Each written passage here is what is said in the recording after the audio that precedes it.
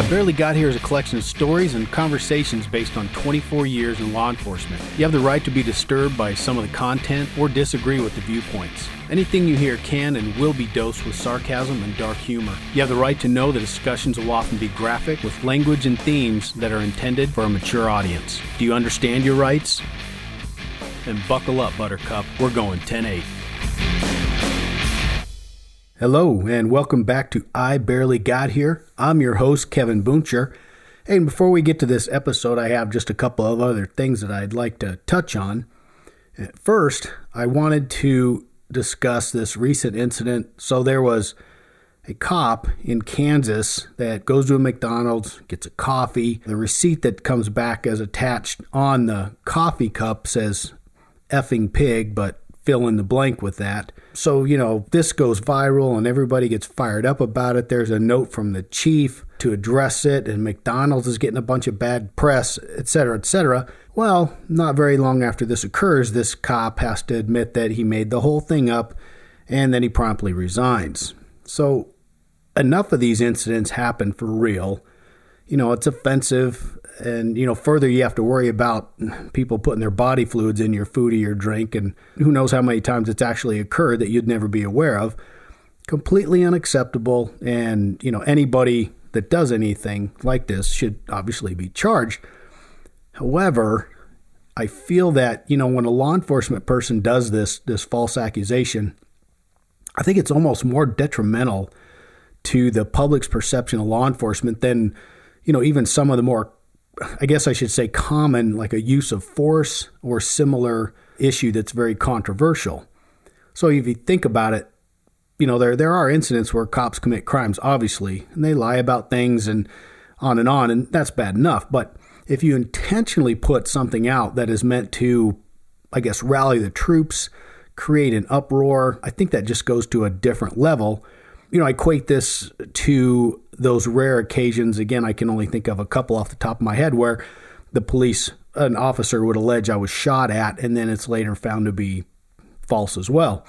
But, all this drives people to go crazy. They get angry, they post stuff on social media, they argue with people, all for the benefit of not only that single cop, but they're trying to defend law enforcement in general, which is fantastic. Except for the problem is then they learn that they're duped. And then, how do you expect them to feel at that point? So, it's not that law enforcement in general can't always use a positive comment and positive support, but that's a hard pill to swallow. And not only does it affect your support, which I still believe the majority of the country gives us, but it also just gives more ammunition to the negative side, and the haters of law enforcement. So it's just bad all around. And we're always going to be fighting that negative perception or perceptions, but God, this stuff like this just pours fuel on the fire. And then you ask the question of why. Why do these guys do this? Well, I obviously am no expert in the slightest, but I believe that it's either for attention for themselves to, have something horrible committed against them, and they get their 15 minutes of fame, I guess. Or I think sometimes these guys feel the need, like there's not enough out there already, but they feel the need to put out a purpose or a reason to further show, oh gosh, poor law enforcement, we're getting picked on by the public. And here's another example. So, in the case with this guy with the coffee cup, he feels like this is going to drive negative attention toward the negatives toward the people that are against law enforcement, but also, again, that rally the troops is the best way I can put it, for the people that are positive of law enforcement and definitely support them. So why? Who knows? But that's what I think are the two main reasons. But, and by the time that this episode that I'm recording now pushes out, good chance it's going to be forgotten. But it is one of those buttons that gets pushed with me that I had to address. And so on behalf of law enforcement, I apologize for the behavior of this cop, and for whatever reason he decided to do it. And really the only consolation is that he's no longer a police officer. So my second issue is that, apparently some of my old guys that I work with, they listen to the episodes, and they hit and miss in them again, because I still feel that if you're a law enforcement person, I don't know that these would have quite the interest that they would for, the lay person that's not in law enforcement. But anyway, so one of my old guys, who is, in fact, he is old and still working, finally got around to listening to episode 12, which I kicked out like the beginning of December. So he was able to easily recognize that he is, in fact, the unnamed officer. And apparently he took a little offense to a couple of things from the episode that involved him.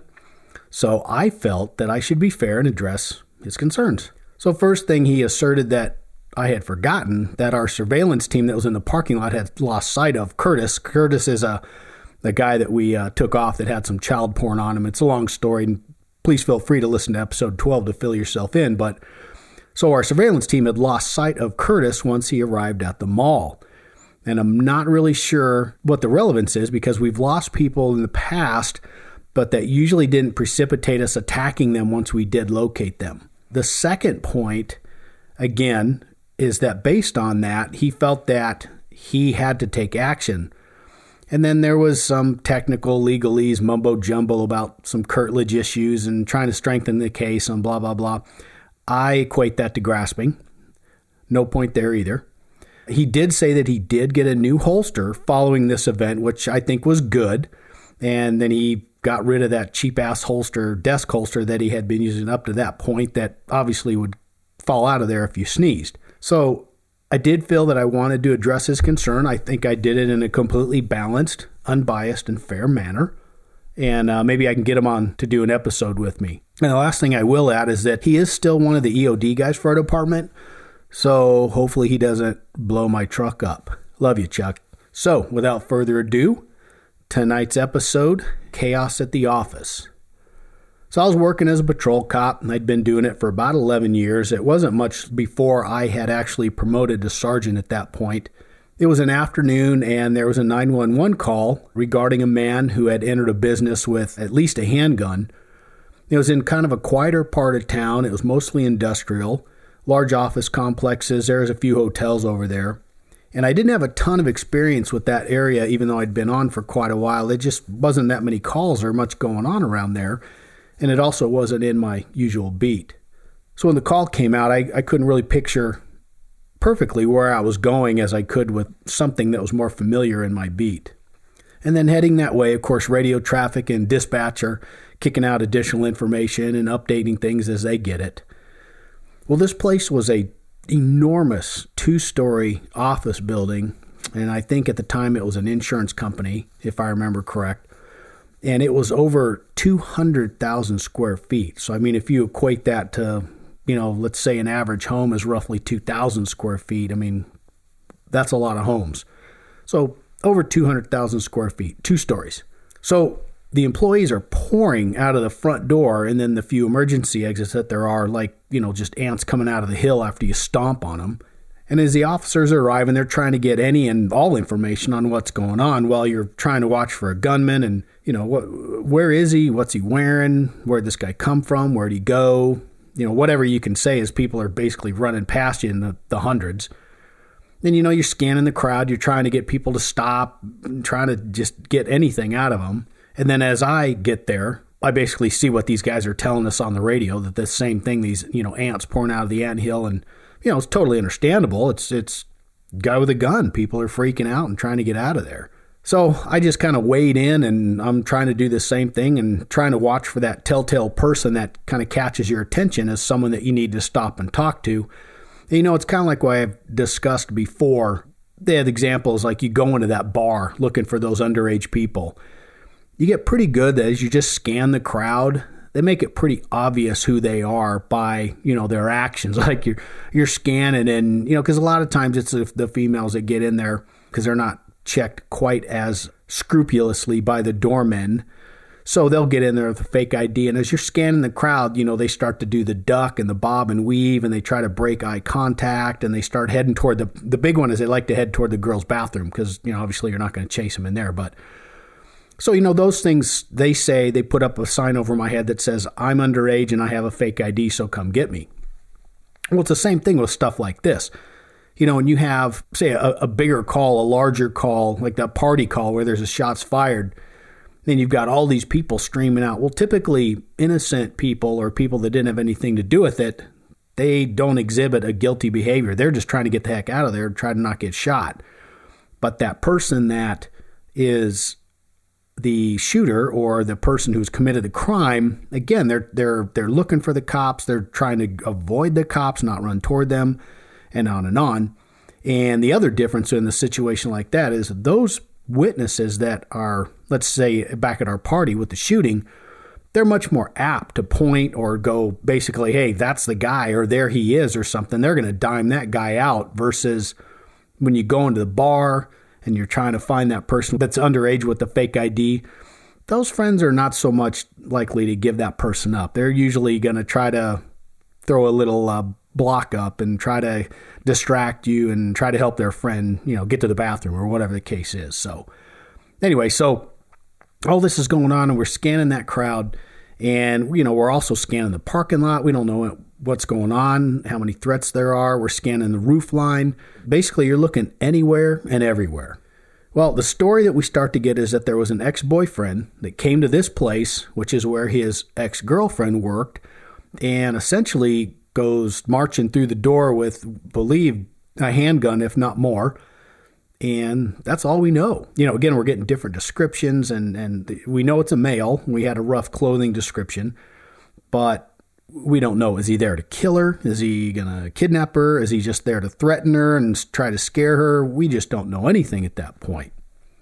Well, by that time, there's maybe 10 or 12 cops at the scene, and we're just trying to basically not get shot as we're trying to do our job and pick this needle out of a haystack over these hundreds of people that are leaving, getting in cars, trying to leave the parking lot, trying to leave the property, just trying to get away from this problem.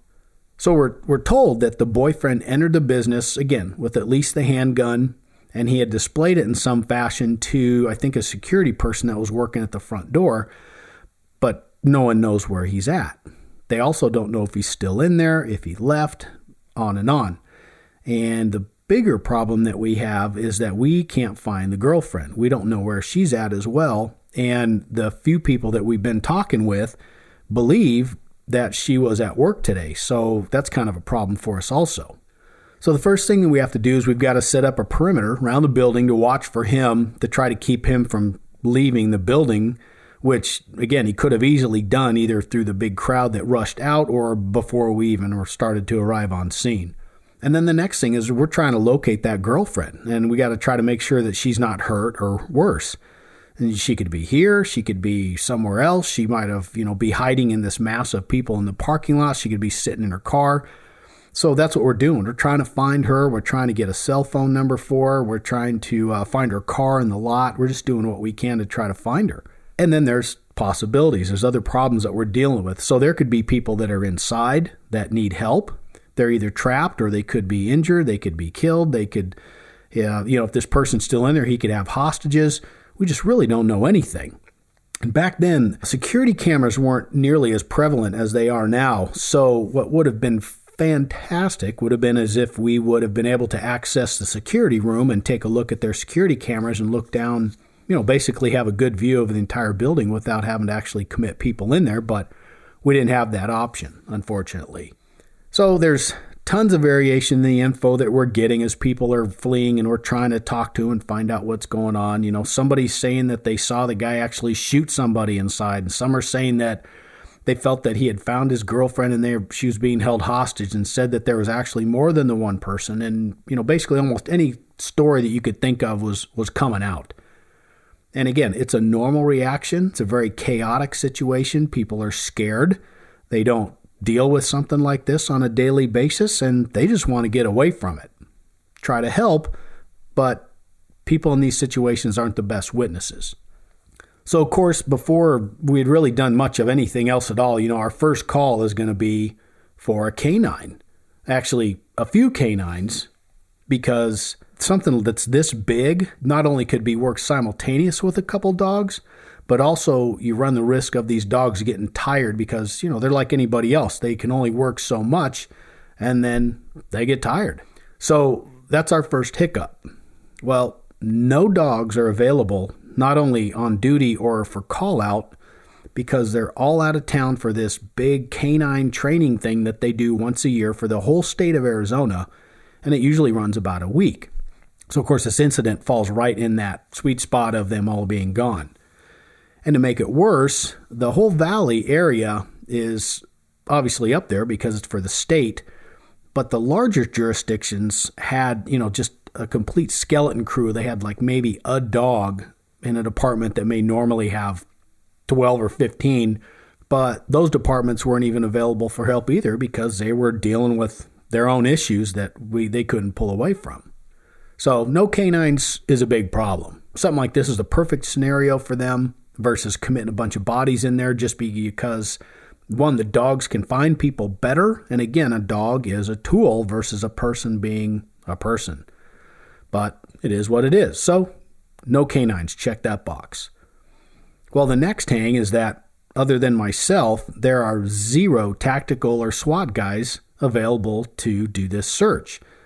So in a situation like this would be basically a no-brainer call for the supervisor to say, listen, I need any on-duty tactical people to respond to this scene and basically help us clear this building. And then that would sometimes precipitate a call to the off-duty SWAT guys as well to bring them in, depending on who's working the call, what the details are, on and on.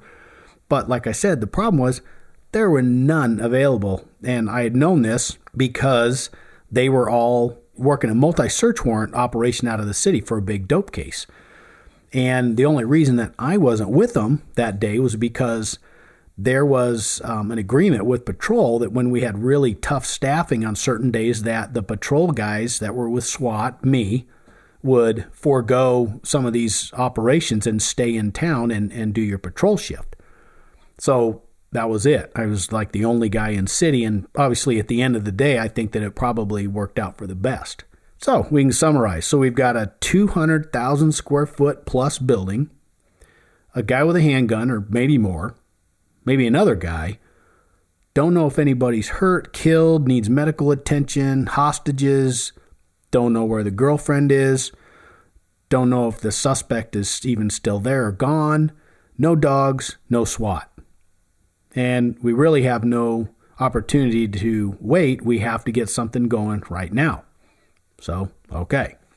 Well, I've known and I had worked with the on-scene patrol sergeant that was out there quite a bit. And he's a good boss, but he really didn't have much experience with a large-scale tactical-based operation like this was becoming. So he kind of pulls me to the side and he says, hey, listen, I'm going to need help with this. I'm going to need help with planning and completing the search of this building because he knew what needed to occur. And he says, listen, you see what you got to work with. So do me a favor, put something together and let me know when you got something put together, and I'm going to be working on these 20 other things. I always felt that was commendable, and it was a really good learning experience for me once I promoted shortly afterward. And as I've had to do, as well as really any good supervisor, sometimes you got to defer to others when they can perform a task or an aspect of a specific incident that you're working better than you are capable of. And that's regardless of rank. And, at that point, I did have a lot of experience with SWAT callouts and high-risk operations and things like that. So, it was a good move on his part. And like I said, I always felt that commendable, and I remembered it and learned. And there were many times later on in my career that I had to do something similar with that. So I had roughly 6 or 8 officers that were available. None had tactical experience. It's a shortcoming, but it's not at all something that can't be worked around because, again, they're cops. They all had experience with clearing structures because you have to do that quite regularly with burglary calls and things similar. So the only difference really is the size of the structure and the severity of the reason for the search. Well, the only other downside at that time was that I was the only officer that was carrying a rifle back then. And this was a time when law enforcement had just started to come around to the fact that the average officer should probably have access to a long gun for situations that are just like this. You're talking about a large structure, strong possibility for a deadly force confrontation, long distances potentially, etc. So I put a plan together and I briefed that on-scene sergeant on it, and he says, yep, sounds good to me. And then I briefed up the men and the women that would be helping me out. And, there's some nervous glances and everything, but I just said, guys, we got what we got, and we've got to do something. So I think this is the as safe as we're going to get. And then we started to get ready to go. And up to that point, we'd been continuing to develop information. The other officers that were trying to work the people that had fled the building, and management was fairly sure that everybody was out of the building, but we can't rely on that. And then they still had the hanging issue of, where was this girlfriend? Well, we started clearing the building, basically from the bottom main front door area, and worked out from there. And it's really hard to describe how big this place was. I mean, I obviously saw it from the exterior, but once we got inside, it got even worse.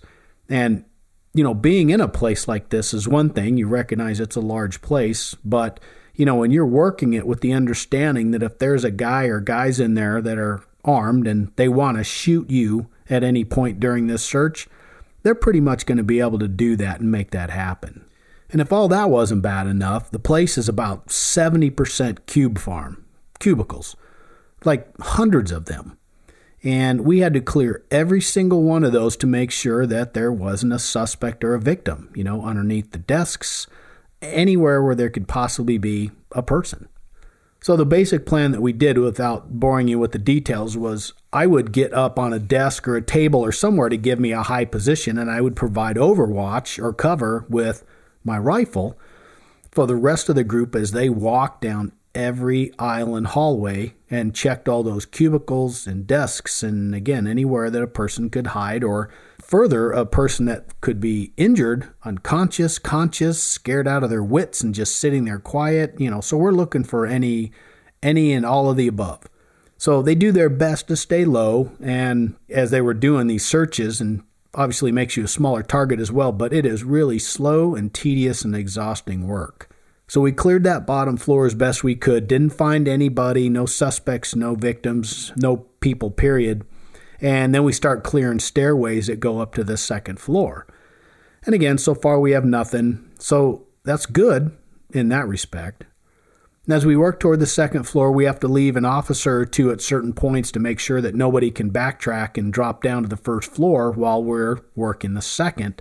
So this leaves me another couple officers short, which again adds to the time and the stress and the duration. Just overall makes it harder. Well, at some point during the search, we were advised over the radio that they had located the girlfriend and that she was safe. So, that's good. That's good news.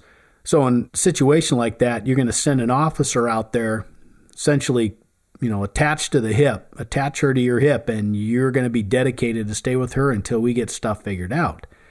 Because we haven't found the boyfriend yet, and, we got to make sure that this victim is protected and not easily found by him. And if she is, there's got to be someone there to help her out.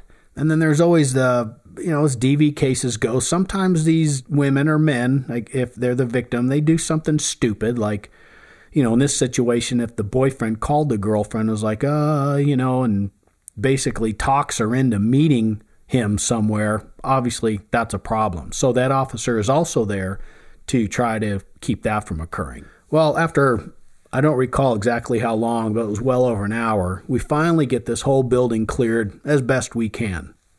And with the building that size, you can't say it's 100% sure. There's just too many variables. There's unknown hiding places. There's even a chance that we could just simply overlook a place. We just can't say 100% sure. Well, management is advised of the reality of this, and they basically abide by our recommendation that, we should just call it a day and tell everybody to go home and be done, which is the thing to do. So we got the building cleared. We still don't know where their boyfriend's at, so that's a problem.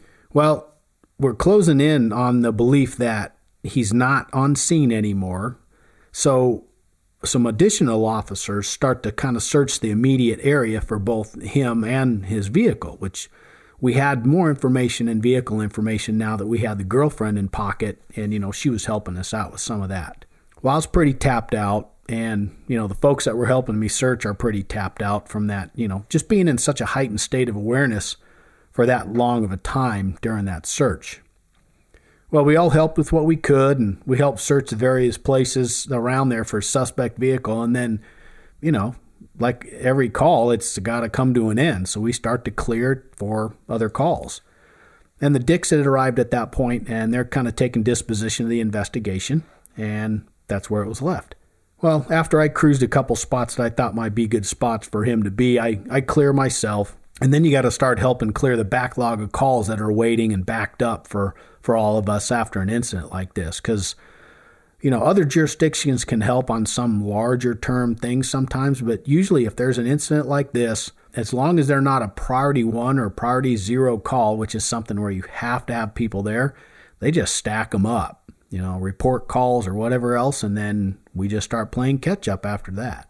So I was as busy as it was doing all of the above, I didn't think much more about the call, and maybe a few hours pass, and I note there's a couple officers that are searching the area for the suspect and or his car in between, bouncing from call to call, but that was about it. And then I hadn't heard any follow-up info from the detectives yet to go chasing after, and I was pretty sure that I'd get a call because, again, being the only tactical officer that was really available in the city, I figured, at least I'll get first call on helping out with that.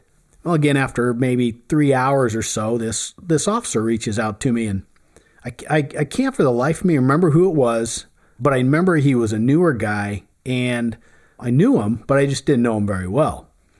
Well, he hits me up on the KDT with the message, and he says, "Hey, are you 10-8, or, are you available?" Well, I just cleared a call, so I says, "Yeah, I am." And he asked if I can meet him behind an industrial complex that's over in his beat, which is quasi in the area of this massive, the call of the massive building and the crazy boyfriend. So I assume that it's probably for help with, a report or a question about a call or something like that. And, it's pretty common if you're a new officer that you would call the more senior guys with questions or to get help with something or, any number of issues. And of course, I was always willing to do my part because, again, everybody starts there. And, Lord knows when I was new, I hit a whole bunch of those guys up for help numerous times. So anyway, I pull behind the industrial in the parking lot, and I see this guy standing next to a squad car. And there's another car that's pretty close, but I don't give it much thought. And I park and I get out and I start walking over toward this guy, and he kind of nods toward that parked vehicle. Well, again, I hadn't paid much attention to it at first, but when I turn to look at it closer, I can see that there's something kind of all over on the inside of the driver's side door window, and then something kind of partially on the inside of the windshield. Well, after a few steps closer, I recognize what it is. Well, it's blood and flesh and brain matter and combinations of the three that resulted from when someone who's sitting in the driver's seat of a car puts a gun up to their head with their right hand and pulls a trigger. Because I'd seen it a couple of times before, and there's just nothing that really looks like that with the resulting splatter of the effect. So, obviously I have to walk all the way up to it. So I walk up to the car and I look in and confirm what I already know. And I recognize now that it's the suspect's car from earlier. And once I see what's left of the guy's head that's inside slumped over and clothing and everything else, and, I'm assuming, well, yeah, this is obviously this guy. So that answers the question as to where he went. And it turns out that after he went in and apparently couldn't find her, he was able to get back out of the building, got in his car, drove to where it's at right now and killed himself, and basically had sat there, dead ever since the call initially started to unfold. So it happens that way sometimes during these crazy DV calls, one side or the other, but it's usually a man either tries or does threaten to hurt and or does follow through on hurting or killing his girlfriend, ex-wife, whatever. After that's done, again, reasons only known to themselves, they go off and then they kill themselves. And I guess, obviously the reasons that we feel it is they're a coward. They don't want to face the consequences. And or, now that the woman is potentially gone, they can't go on, or they realize the severity of what they've done and so they can't go on. But again, you can't understand it. You can't get in their head. Well, I look back at the officer and I kind of, chuckle. I'm like, well, how'd you find him? He said he had just been cruising the area a little further out from that initial search area. This broadened the search. And he said he was just spotlighting behind the industrials, and he saw the car, and it, kind of matched the description. And then as he approached, he saw basically the same thing that I did and quickly determined that the guy had killed himself. So I'd made the assumption that he had called it in, and I said, oh, okay, well, who's coming out? And then he kind of smiles at me, and he said, well, I didn't call it in yet. I just wanted you to come over and see it before everything got kooky, since, you and you guys had to put so much time and sweat and effort into trying to find this guy. Well, I laugh, and I said, well, I appreciate that, but I'm like, you can't do that, man. You got to call this in like right away. So he gets a little nervous, but he calls it in, and, now everybody knows that this guy's no longer a threat, and, in the long run, there's no harm done. I mean, in reality, there's nothing that could be done to save this guy anyway, because he's long gone, and what's another few minutes, I guess.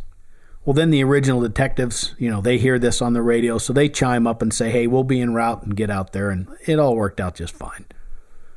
So I tell the other officer also, I says, hey, man, clear, your shift's about over, and my shift went a little later, and I'm like, well, I'm already here. I'll just check off here. And then I ended up staying there and babysitting the body until the detectives got there, and stayed until they didn't need a uniform anymore. But, the one thing I have to say is, so once that initial officer cleared and took off, once you're alone at the scene, it's just an eerie feeling. It's weird. Again, it's dark, obviously, by this time. It's behind an industrial, so there's nobody anywhere around. There's not even any cars driving around.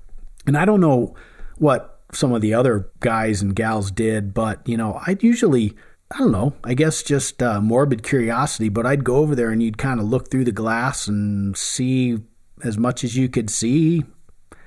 I don't know. Again, I guess morbid interest, you just got to see it. It's like that train wreck. So anyway, once that's done, you're done, and then you go sit in your car and you do paperwork, and, but as I've said before about the whole dead body thing, I'm telling you still look up and glance and make sure that body's still sitting in the car, and sometimes you'd swear that something moved in there. But this guy didn't move, so it was all good. Well, his ex-girlfriend's notified, and, once we got some family there with her and everything, that guy clears and gets back to the city, and so that is kind of tied up. I've used this scenario with a couple of tweaks a number of times when I teach one of the law enforcement classes that I teach. It's a really good scenario with regard to talking about building search of a huge structure, limited resources, and, a really chaotic scene to try to manage and deal with. And, unfortunately, this is not an uncommon call, especially anymore. So as with any number of things, you got to commend the men and women that are still out there working these potentially active shooter, people with a gun calls at a place of business, calls, on a daily basis. So, commendable. So guys, with that, I close this episode of I Barely Got Here. I appreciate you listening, and if you like the show, please subscribe and post a review. Ask your friends to give it a listen. If you have a question or comment, please shoot me an email at ibarelygodhere@gmail.com. And don't forget to follow the podcast on Instagram and Facebook. And Sam42 is 10-7.